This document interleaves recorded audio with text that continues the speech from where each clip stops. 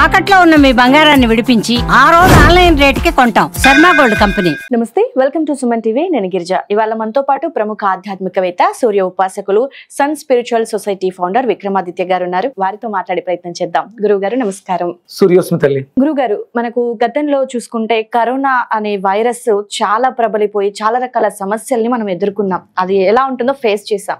So మళ్ళీ తాజాగా చైనాలో వచ్చేసి HMPV అనే వైరస్ కొత్తగా మళ్ళీ పుట్టుకొచ్చింది. సో మరి మన దేశం దాకా ఆల్రెడీ వచ్చేసింది. బెంగళూరులో ఒక కేసు కూడా నమోదైంది. సో మరి ఇక్కడ దాకా వచ్చేస్తోంది అనే భయాందోళన చాలా పెరిగిపోయింది. సో దీని గురించి ఆధ్యాత్మికంగా అలాగే మెడికేషన్ పరంగా కూడా సో వీక్షకుల కోసం మంచి పరిహారాన్ని తెలియజేస్తారా? తప్పకుండా తల్లి. అంటే ఇప్పుడు ఆధ్యాత్మికత అంటే ఏదో వయసు వచ్చిన తర్వాత, ఒక 60 తర్వాత 70 తర్వాత చేతికర చేత్తో పట్టుకుని దేవాలయాలకు వెళ్ళడం కాదమ్మా.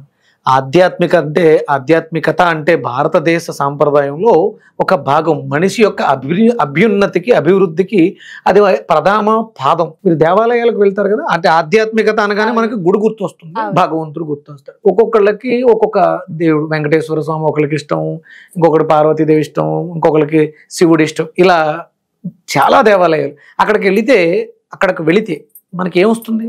ప్రశాంతత. మనకి ప్రశాంతత, ఇంకా మంచి థాట్స్. ఓకే, అంటే మీ ఇంట్లో మీకు ప్రశాంతత లేదా? ఉంది. మరి దేవాలయానికి ఎందుకు వెళ్తున్నారు? అంటే దేవుడు అంటే చాలా మంది మైండ్ సెట్ ఏంటంటే కోరికల కోసం వెళ్తారు, కానీ కోరికల కోసం కాదు, భక్తితో వెళ్ళాలి అంటాం. కాదు, అంటే మీరు భక్తితో వెళ్ళారా, కోరికతో వెళ్ళారా అనవసరం. మీరు వెళ్ళింది దేవాలయానికి. అవును. కోరికతో వెళితే ఒకటి, భక్తితో వెళితే ఒకటి కాదు. అది దేవ ఆలయం. ఆ లయం అయి ఉన్నటువంటి శక్తి, ప్రకృతి అంతా, సృష్టి అంతా వ్యాపించి ఉన్నటువంటి శక్తిని కేంద్రీకరించి ఒక చోట కూర్చోపెట్టింది. ఒక మనిషి ఒక సమస్యని ఎదుర్కోవాలంటే కావాల్సిందేంటి? శక్తి. సృష్టి అంతా వ్యాపించి ఉన్నటువంటి అమ్మవారు శక్తి స్వరూపిణి. వ్యాప్తి అంటే విష్ణుమూర్తి. ఇది కాలంలో మారుతుంది. ఆయనే ఈశ్వరుడు, కాలుడు. అమ్మవారు శక్తిగా ఉంది, విష్ణుమూర్తి వ్యాప్తించి ఉన్నాడు. వీళ్ళిద్దరిని కలిపి నడిపించేది సమయం. పరమేశ్వరుడై ఉన్నాడు. ఇది ఇప్పుడు ఎక్కడితో స్టార్ట్ అవుతుంది? వయసు అయిపోయాక స్టార్ట్ అవుతుందా? లేదు. కడుపులోంచి బిడ్డ కెవ్వుమని కేక పెట్టే సమయం దగ్గర నుంచి కాదు. తన తల్లి గర్భంలో పిండ రూపంలో పడిన దగ్గర నుంచి కాదు. వీర్య రూపంలో తండ్రితో 3 నెలలు సావాసం చేసిన తర్వాత ఆ బిడ్డ తల్లి గర్భంలో ప్రవేశించి అక్కడ 9 నెలలు, మొత్తం 12 నెలలు సమయాన్ని పూర్తి చేసుకుంటుంది ఒక అండం. అక్కడతో స్టార్ట్ అవుతుంది జీవితం. ఒక మనిషి ఆధ్యాత్మికత అనేది ఇందులో ఉంది. ఇక్కడ నుంచి ప్రారంభమవుతుంది. ఎప్పుడు పుట్టాలి అనే సంకల్పం బిడ్డకు వచ్చినప్పుడు తండ్రి శరీరంలో ప్రవేశిస్తాడు. ఆ బిడ్డ అంటే కొన్ని లక్షల కణాలు ఉంటాయి, కానీ అందులో ఒకటే ఫలదీకరణం చెందుతుంది. 3 నెలలు తండ్రిలో ఉండి తండ్రి యొక్క భావోద్వేగాలని తీసుకొని తల్లి గర్భంలో ప్రవేశించి 9 నెలలు పెరిగి బయటకు వస్తుంది. ఇంత గందరగోళమైనటువంటి ప్రపంచాన్ని చూసినట్టు కెవ్వుని కేక పెడతాడు. అంటే అక్కడ కూడా భగవంతుడు నన్ను ఈ జనారణ్యంలో పాడేసి ఏంటని అది ఏడవడం అంటే మొక్కుకోవడమే. ఆధ్యాత్మికత మనకి ఆరోగ్యాన్ని చేకూరుస్తుంది. మన దేవాలయంలో పెట్టేటువంటి ప్రసాదం, అక్కడ ఇచ్చేటువంటి తీర్థం. మీరు ఒక మూర్తిని ఆవాహన చేస్తాం, ఒక విగ్రహాన్ని పెట్టుకుంటాం, దానికి ఎన్ని ఏముంటాయి? అది అంటే అందరూ కొట్టిపాడేస్తారు. అదొక రాతి బొమ్మ, ఒక రూపం అని కొట్టిపారేస్తారు. దానికి ఎన్ని ఏముంటాయి? ఒక యంత్రం, నవరత్నాలు, నవ పాషాణాలు, పాదరసం. ఇవన్నీ ప్రకృతి అంతా వ్యాపించి ఉన్న శక్తిని, కాస్మిక్ ఎనర్జీని విగ్రహం రూపంలో తీసుకొచ్చి కింద నిక్షిప్తం చేస్తుంది. అక్కడ వాడేవన్నీ కూడా మెటల్స్ ఉంటాయి. రాగి. ఇప్పుడు రాగి బాటిల్లో నీళ్లు తాగితే మంచిది కదా అంటారు, రాగితో మంచిది. మరి దేవాలయంలో ఉచ్చారణ ద్వారా, మన మాటలతో, మంత్రాలతో, ప్రొనౌన్సియేషన్తో క్రియేట్ చేసిన ఎనర్జీ ఆ జలంలోకి ప్రవేశిస్తుంది. అందుకని అది తీర్థం అయింది. అప్పటి వరకు నీళ్లే కుళాయిలో ఉన్నప్పుడు, లోపలికి వెళ్ళిన తర్వాత తీర్థ ప్రసాదం అయింది. దాన్ని స్వీకరించడం ద్వారా మనలో నిద్రావస్థలో, అంటే మనలో కూడా శక్తులు ఉంటాయి, అన్ని రకాల శక్తులు ఉంటాయి. ప్రకృతిలో ఎన్నో అన్నీ ఉంటాయి. అవన్నీ అప్పుడు బయటికి రావాలంటే ఈ జలం పడాలి. 75% నిండి ఉన్నటువంటి ఈ శరీరంలో ఈ జలం శక్తినిస్తుంది. అందుకని ఆధ్యాత్మికత అంటే జ్ఞానం. ఆధ్యాత్మికత అంటే మూఢనమ్మకం కాదు. ఆధ్యాత్మికత అంటే మనలో ఉన్నటువంటి శక్తి, వ్యాధి నిరోధక శక్తి, ఇమ్యూనిటీ. అది మనం ట్యాబ్లెట్లో కొంటే రాదు, మన శరీరమే దాన్ని తయారు చేసుకోవాలి. దానికి కావాల్సిన పదార్థాలన్నీ కూడా భగవంతుడికి నివేదనగా ఇవ్వబడింది. గుడికి వెళ్తే పట్టుకెళ్ళేవి ఏంటమ్మా? దేవుడికి ఇచ్చేవి. మీరు గుడికి వెళ్ళినప్పుడు కొబ్బరికాయ, నీళ్లు, పంచామృతాలు. అంటే అభిషేకం చేయించాలనుకున్నప్పుడు పంచామృతాలు ఇవి వస్తాయి. అవును. 2 పదార్థాలు ఉంటాయి. గుడికి వెళ్తున్నాం అంటే అరటిపళ్ళు, కొబ్బరికాయ, తమలపాకు, ఇవి 3 కూడా అద్భుతమైనటువంటి ఔషధ గుణాలు కలిగినటువంటి పదార్థాలు. భగవంతుడికి నివేదన చేస్తాం. ఇవి పట్టుకెళ్ళి వెంటనే ఆయన తీసుకుని లోపలేసుకుంటాడా? లేదు, దేవుడికి నివేదన చేస్తారు, ఇచ్చేసిన తర్వాత మనకిస్తారు. అంటే అక్కడికి వెళ్ళిన తర్వాత ఇది కేవలం పదార్థంగా ఉండి అక్కడికి వెళ్ళిన తర్వాత అక్కడ ఉన్నటువంటి దైవిక శక్తితో కలిసి ప్రసాదంగా తిరిగి వస్తుంది. దానిని తినడం ద్వారా మనకి వ్యాధి నిరోధక శక్తి పెరుగుతుంది. తమలపాకులో ఉన్నటువంటి ఎలక్ట్రోమాగ్నెటిక్ వేవ్స్, అయస్కాంత తరంగాలు అస్తవ్యస్తంగా మన శరీరంలో ఉన్నటువంటి మ్యాగ్నెటిక్ వేవ్స్ ని, కణాలని అస్తవ్యస్తంగా, అంటే చెడిపోయిన కణాలని అస్తవ్యస్తంగా ఉంటాయి, వాటిని క్రమబద్ధీకరిస్తుంది. వైట్ బ్లడ్ సెల్స్ ని క్రమబద్ధీకరిస్తుంది. కొబ్బరికాయలో ఉన్నటువంటి కాస్మిక్ ఎనర్జీ మనలో ప్రాణశక్తిని నిలుపుదల చేస్తుంది, స్టోరేజ్ కెపాసిటీని పెంచుతుంది. అరటి పళ్ళలో ఉన్నటువంటి పాజిటివ్ ఎనర్జీ, సర్క్యులేటరీ సిస్టమ్ మన గుండె పనితీరుని మెరుగుపరుస్తుంది. ఇవి 2 భగవంతుడికి నివేదన చేయడం ద్వారా మనల్ని తినమన్నాడు ఆయన. నేను తింటాను అనలా. ఇవి తిన్నవాళ్ళు అంటే కొబ్బరి బాగా తినేవాళ్ళకి, అరటి పళ్ళు బాగా తినేవాళ్ళకి, తమలపాకులు వాడే వాళ్ళకి ఎలాంటి అనారోగ్యాలు రావు. అంటే ఇప్పుడు నేను ఎంత చెప్తున్నానంటే, ఇప్పుడు మనం కోవిడ్ తర్వాత, అంటే ఫస్ట్ కోవిడ్ అనగానే బెంబేలెత్తాం, మనకి ఏమీ తెలియదు. కోవిడ్ తర్వాత అది రూపం మార్చుకుంది. దానికి 19 తర్వాత చాలా పేర్లు పెట్టుకుంటూ వెళ్ళారు. లైట్ అంటే తెలియనప్పుడు భయపడ్డాం, తెలిసిందిగా నువ్వు మేకప్ వేసుకుని మాస్క్ పెట్టుకుని నువ్వు ఎన్ని రకాలు వచ్చినా మాకు అనవసరం, నీ పేరు తెలిసిపోయింది, నువ్వు కోవిడ్ అయిపోయింది. అంటే భారతదేశంలో అంటే గర్వంగా ఫీల్ అవ్వాలి మా భారతీయులు. మనం జ్ఞానవంతులు. జ్ఞానం ఎక్కడి నుంచి అభివృద్ధి చెంది విదేశాలకు వెళ్ళింది, విదేశాల నుంచి దిగుమతి చేసుకోవాలి. ఇప్పుడు అక్కడ ఉన్నటువంటి పెద్ద పెద్ద డాక్టర్లు అందరూ ఎవరు అంటే భారతీయులే. అందుకని విజ్ఞానం అంటూ అభివృద్ధి చెందిందంటే భారతదేశం నుంచి. అందుకని ఫస్ట్ తెలియదు కాబట్టి కంగారు పడ్డాం, అదేదో ఇంగ్లీష్ పేరు. మనకు ఉన్నట్టు ఆటలమ్మ, మసూచి ఇలాంటి పేర్లు చెప్తే గాడిగుడ్లు ఎంత చిన్నప్పుడు ఎప్పుడో చూసే ఉంటాం. ఇవేవో కొత్తగా పేర్లు చెప్తున్నారు, అవి మనకు తెలియదు కాబట్టి కొంచెం గందరగోళంగా ఉంటుంది. కానీ దేన్నైనా ఎదుర్కొనేది వ్యాధి నిరోధక శక్తి. దాన్ని ఇంప్రూవ్ చేసుకోవడానికి మన దగ్గర అద్భుతమైనటువంటి పదార్థాలు బోల్డ్ ఉన్నాయి. అంటే ఇప్పుడు అక్కడ వాళ్ళు బ్లూబెర్రీస్, క్యాన్బెర్రీస్, బెర్రీస్, మనకి అద్భుతమైనటువంటి గోస్ బెర్రీ, ఇండియన్ బెర్రీ ఏంటమ్మా, ఉసిరికాయ. అత్యంతగా యాంటీబాడీస్, వ్యాధి నిరోధక శక్తి, విటమిన్ సి పుష్కలంగా ఉన్నటువంటి ఉసిరికాయ నీ శరీరంలో ఇమ్యూనిటీని పెంచుద్ది. వస్తాయి, మనం ఏం దాన్ని ఆపలేము. లోపలికి వెళ్ళిన తర్వాత డ్రీట్ చేసి ఎవరిని చంపేస్తాయి. ఆ సెల్ఫ్ ఇమ్యూనిటీని పెంచుకోవడానికి మనకు అద్భుతమైనటువంటి నిమ్మకాయలు ఉన్నాయి. ఈ సీజన్ లో దొరికేటువంటి రేగి పళ్ళు ఉన్నాయి, ఈ సీజన్ లో దొరికేటువంటి నారింజ పళ్ళు ఉన్నాయి, ఈ సీజన్ లో దొరికేటువంటి తేగలు, ఇవన్నీ ఐరన్, హై పీచు, ఫైబర్ ఉంటుంది. ఇవన్నీ కూడా అద్భుతమైనటువంటి పోషకాలు. శుభ్రంగా సీజన్ అంతా కూడా రేగిపళ్ళు తినండి, ఉసిరికాయలు తినండి, నిమ్మపళ్ళు తినండి, బత్తాయి పళ్ళు తినండి, దానిమ్మ పళ్ళు తినండి, నారింజ పళ్ళు జ్యూస్ చేసుకుని తాగండి. మళ్ళీ వచ్చే సంవత్సరం వరకు ఇలాంటి 100 రకాల వైరస్లు వచ్చినా మిమ్మల్ని ఏమీ చేయలేవు. భయపడవద్దు, మనం వీటికి దూరంగా ఉన్నాం. మీరు నారింజ పళ్ళు తిన్నారా? తిన్నా. ఎంతకాలం అయింది? రీసెంట్ గానే. సంతోషం, చాలా సంతోషం. అంటే నారింజ పళ్ళు అయిపోయి పుల్లగా ఉంటుంది, నేను తినలే అనేవాళ్ళు చాలా మంది ఉన్నారు.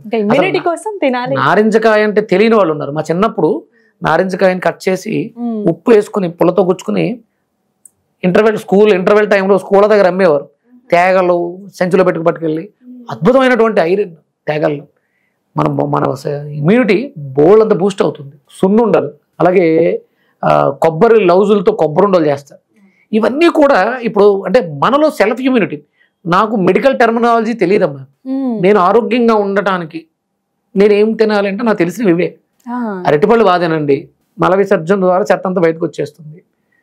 కొబ్బరి సున్నుండలు చేసుకుంటారు, కొబ్బరి లౌజ్ చేసుకుంటారు, ఎండు కొబ్బరినే తురు వేసుకుని బెల్లం కలుపుకుని తినేస్తారు. తినేయండి, మిమ్మల్ని ఏమీ చేయలేవు. మీకు కావాల్సిన మొత్తం A to Z మెటీరియల్ అంతా బ్రెయిన్లో ఉంది. మీరు తిన్న ఫుడ్ నమలడం ద్వారా అది రిలీజ్ చేస్తుంది, మిమ్మల్ని ఆరోగ్యంగా ఉంచుతుంది. అది ఆ పేర్లు 100 రకాల పేర్లు పెట్టుకుని అనవసరం. మనందరం భారతీయులు. అసలు ఇంకో గర్వంగా చెప్పుకోవచ్చు, మేము తెలుగు వాళ్ళం. ఆంధ్రప్రదేశ్, తెలంగాణ అంటే ప్రపంచ వినాశనం జరుగుతుంది, అందులో భవిష్యోత్తర పురాణంలో తెలుగు వాళ్ళు రక్షింపబడతారు అని రాసింది.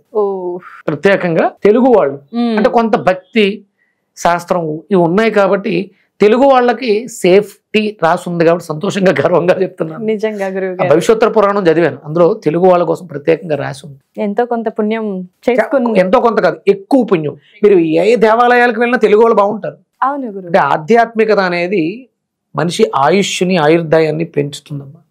శాస్త్రాలు దేవాలయ కూడ్యాల మీద గోడల మీద వీటికి సంబంధించిన అద్భుతమైనటువంటి నిగూఢ రహస్యాలు ఎన్నో రాసి ఉన్నాయి. అందుకని దేవాలయానికి వెళ్ళడం వల్ల అంటే మనకి విద్య నాలెడ్జ్ దేవాలయాల్లో జరిగేది.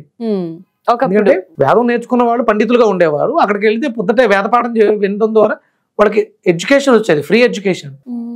అక్కడే ఆ వేదం తెలియడం వల్ల వాళ్ళకి వైద్యం తెలుసు. ఎందుకంటే అధర్వణ వేదంలో ఆయుర్వేదం ఉంది కాబట్టి ఆ వేదం చదవడం వల్ల ఏ చెట్టు ఆకు ఏ రోగానికి పనిచేస్తుందో వాళ్ళకి తెలుసు. వాళ్ళు అవి ఆ దేవాలయానికి వెళ్తే అంటే వైద్యము ఫ్రీగా జరిగేది, చదువు ఫ్రీగా వచ్చేది. ఇప్పుడు దేవాలయాలకు వెళ్ళడం పిక్నిక్ వెళ్ళినట్టు ఉంది కాబట్టి భయపడుతున్నాం. అందుకని మన జీవన విధానంలో మన అభివృద్ధి ఆధ్యాత్మికతతో ముడిపడి ఉంటేనే ఆరోగ్యంగా ఉండగలుగుతాం. అంటే గురువుగారు, ఇమ్యూనిటీ పవర్ ని మనం పెంచుకుంటే చాలు, మన దాకా ఏ వైరస్ రాదు, మనల్ని ఏం చేయలేదు, మనల్ని ఏమి చేయలేదు, వచ్చినా మనకేం కాదు. ఓకే. సో అంటే మీరు చెప్పిన ఈ ఐటమ్స్ మనకు ఇమ్యూనిటీ పవర్ ని ఐటమ్స్ తీసుకుంటే చాలు, సరిపోతుంది అంటారా? అంటే 100% సరిపోతుంది. అత్యవసర పరిస్థితులలో ఏం చేయాలో తెలుసు, పానిక్ అయిపోయింది, పడిపోయావు, మన కళ్ళు ఎదురుకుండా సీరియస్ సిచ్యువేషన్ జరుగుతుంది, హాస్పిటల్కి వెళ్ళటానికి ముందు ఇమ్మీడియట్ గా మనం చేయాల్సిన ఫస్ట్ ఎయిడ్ ఒకటి ఏంటంటే 2 నిమ్మకాయలు చిన్న చిన్న ముక్కల కింద కట్ చేసి చిన్న అల్లం ముక్క యాడ్ చేసి మిక్సీ తిప్పండి, కొంచెం వాటర్ పోయండి, కొంచెం మిరియాల పొడి ఉప్పు వేయండి, వడకట్టేయండి, ఆ పొల్లటిది తగ్గించండి. శుభ్రంగా మీరు అందుబాటులో ఉన్నటువంటి హాస్పిటల్కి వెళ్ళండి. మీకు అంటే ఐసీయూలో ఎంత సేఫ్టీ ఉంటుందో ఇంకా ఐసీయూలోనే సేఫ్టీ తక్కువ. నిమ్మకాయలో అత్యద్భుతమైనటువంటి సేఫ్టీ, మీ ప్రాణానికి నాది హామీ. ఫస్ట్ ఎయిడ్ నిమ్మకాయతో ఫస్ట్ ఎయిడ్, మీ ప్రాణానికి నాది హామీ. పాము గరిచింది, ఇమీడియట్లీ ఇది చేసేయండి, ఆ తర్వాత హాస్పిటల్కి తీసుకెళ్ళండి. డాక్టర్ వచ్చేలోపు చాలా జరుగుతాయి, సమయాన్ని వృధా చేయకుండా ఫస్ట్ ఎయిడ్. హార్ట్ అటాక్ వస్తుంది, హార్ట్ అటాక్ వచ్చింది, పడిపోయాడు, పానిక్ అయిపోయాడు, ఇమీడియట్ గా నిమ్మకాయ అత్యద్భుతంగా ప్రాణాన్ని పోకుండా ఆపేస్తుంది నిమ్మకాయ. దాన్ని అమ్మవారి శక్తిగా అమ్మవారి మెడలో వేస్తాం మనం. అంటే ఎందుకు ఆవిడ మెడలో ఉంది అంటే అమ్మ అది మన ప్రాణాన్ని కాపాడుతుంది. మనకు వచ్చేటువంటి ఎలాంటి అనారోగ్యం, ఇది డిసీజ్ డయాగ్నోస్ చేయలేకపోతున్నాం, ఏ హాస్పిటల్కి వెళ్ళినా ఏమీ లేదంటున్నారు. మీరు శుభ్రంగా 2-3 రోజులు నిమ్మకాయ తాగండి, పేరు ఊరు లేని రోగాలన్నీ కూడా సర్వనాశనం అయిపోతాయి. నిమ్మకాయకి అంత శక్తి. అన్నిటికీ ఒకటే సొల్యూషన్ నిమ్మకాయ. సో నిజంగా గురువు గారు, అంటే ఎంతసేపు ఇంగ్లీష్ మెడిసిన్ ఇంగ్లీష్ అనేది వెంటబడుతూ ఉంటారు, కానీ నిజంగా మన దగ్గర ఉన్నాయి ఆయుర్వేదిక్ లోనే మహాద్భుతాలు. అద్భుతాలు ఋషులు, చరకుడు, సుశ్రుతుడు, పరాశరుడు, అగస్త్యులు వారు ఎన్నో అద్భుతమైనటువంటి గ్రంథాలు, సంహితలు మనకు అందుబాటులో పెట్టెళ్ళారు. చదవడానికి మనకు సమయం లేదు, తీరిక లేదు, ప్రశాంతత లేకపోవడం వల్ల మాట్లాడితే టెస్ట్లు, ల్యాబ్స్, ప్రిస్క్రిప్షన్స్, డయాగ్నోసిస్, ఎక్స్రేలు, ఇవే వీటి చుట్టూ తిరుగుతున్నాం. అది కాదు, నిమ్మకాయ చుట్టూ తిరిగితే చాలు మనకు ఉన్న దరిద్రం. అంటే ఇది పుష్యమాసం, పుష్యమాసానికి నిమ్మకాయ అధిపతి. ఓకే. శని అంటే నిమ్మకాయకి అధిదేవత శనీశ్వరుల వారు. అంటే శని చాలా క్రూషియల్. అంటే తప్పు చేసేవాడు భయపడాలి. శని మహర్దశ వచ్చినా, ఏలినాటి శని వచ్చినా భయపడతారు. తప్పు చేసేవాడు భయపడాలి. మామూలు వాళ్ళు ఎవరు భయపడక్కర్లేదు. కర్మ చేసేవాళ్ళు అంటే సత్కర్మలు చేసేవాళ్ళు ఎవరూ భయపడక్కర్లేదు. మీ ప్రాణాలకి శనీశ్వరుల వాళ్ళు ఎలాంటి హాని చేయరు. తప్పు చేస్తున్నారా తాట తీసేస్తాడు. దాని ప్రతీక ఏంటంటే నిమ్మకాయ. మనకి అంతుపట్టని రోగాలు, పేరు ఊరు లేని రోగాలు ఏదైనా వస్తున్నాయంటే నిమ్మకాయతో చెక్ పెట్టేయచ్చు. ఒక వారం 10 రోజులు నిమ్మకాయ జ్యూస్ తాగాడు, తొక్కలతో సహా గింజలతో సహా మిక్సీ కొట్టడం, తాగాడు. ఆ పచ్చడి కూడా గురువుగారు మామూలుగా అయితే తొక్క తినం, కానీ పచ్చళ్ళు ఎంత అద్భుతంగా ఉంటుంది, రుచి అసలు చెప్పలేం, అది అంత బాగుంటుంది. సో నిజంగా ఇమ్యూనిటీ పవర్ పెంచుకొని మనోధైర్యం పెంచుకుంటే చాలా, ఇంకా వేరే ఏది చెయ్యలేదు అని చాలా నిజంగా. అంటే ఇంట్లో ఉండేదే నిత్యం చేసుకునేదే చూసేదే అయినా సరే మనం పట్టించుకోం, లైట్ తీసుకుంటాం. గుర్తు చేయడానికే విక్రమాదిత్యకి డెఫినేషన్ ఏంటంటే నిన్ను విడిచి నువ్వు బయటకు వచ్చి నీకు దూరంగా వెళ్ళిపోయి వెతుక్కుంటున్న నీకు నీ దగ్గరికి చేర్చేవాడు విక్రమాదిత్య. ఎస్ గురుగారు, పర్ఫెక్ట్ గా చెప్పారు గురుగారు. సో వ్యూవర్స్ కూడా గురువుగారు చెప్పింది పాటిస్తే సరిపోతుంది, ఇంకా భయపడాల్సిన అవసరం కూడా లేదు. చాలా చక్కటి విశ్లేషణ తెలియజేశారు గురువుగారు. ధన్యవాదాలు. సూర్యస్మృతి.